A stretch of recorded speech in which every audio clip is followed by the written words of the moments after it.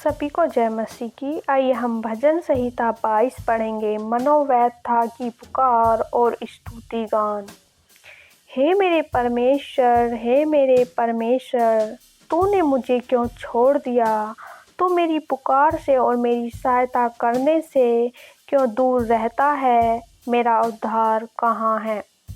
हे मेरे परमेश्वर, मैं दिन को पुकारता हूँ परंतु तू उत्तर नहीं देता, और रात को भी मैं चुप नहीं रहता।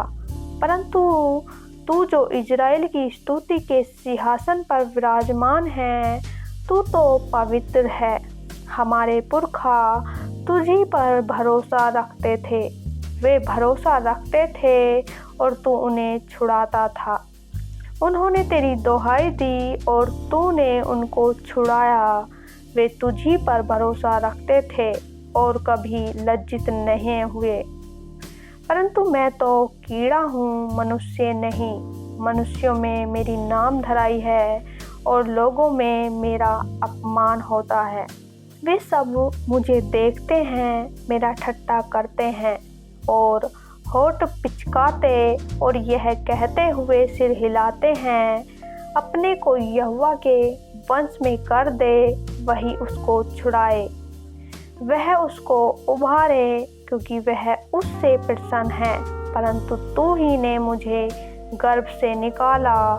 जब मैं दूध पीता बच्चा था, तभी से तूने मुझे भरोसा रखना सिखाया। मैं जन्मते ही तुझी पर छोड़ दिया गया, माता के गर्भ ही से तू मेरा ईश्वर है। मुझसे दूर न हो, क्योंकि संकट निकट है और कोई सहायक नहीं। बहुत से सांडों ने मुझे घेर लिया है, बाशान के बलवंत सांड और मेरे चारों ओर मुझे घेरे हुए हैं। वे फाड़ने और गरजने वाले सिंह के समान मुझ पर अपना मुंह पसारे हुए हैं। मैं जल के समान बह गया और मेरी सब हड्डियों के जोड़ उखड़ गए। मेरा हृदय मीम हो गया, वह मेरी देह के भीतर पिघल गया। मेरा बल टूट गया, मैं ठिकरा हो गया और मेरी जीभ मेरे तालू से चिपक गई। और तू मुझे मारकर मिट्टी में मिला देता है, क्योंकि कुत्तों ने मुझे घेर लिया है। कुकर्मियों की मंडलियों में मेरे चारों ओर मुझे घेरे हुए हैं। वे मेरे हाथ और मेरे पैर छेदते हैं। मैं अपनी सब हड्डियां गिन सकता हूँ। वे मुझे देखते और निहारते हैं। वे मेरे वस्त्र आपस में बांटते हैं और मेरे पहरावे पर चिट्ठी डालते हैं। परंतु हे यहोवा, तू दूर न रह। हे मेरे सहायक, मेरी सहायता के लिए फुर्ती कर। मेरे प्राण को बचा ले, मेरे प्राण को कुत्ते के पंजे से बचा ले। मुझे सिंह के मुंह से बचा, हाँ, जंगली सांडों के सींगों में से तूने मुझे बचा लिया है।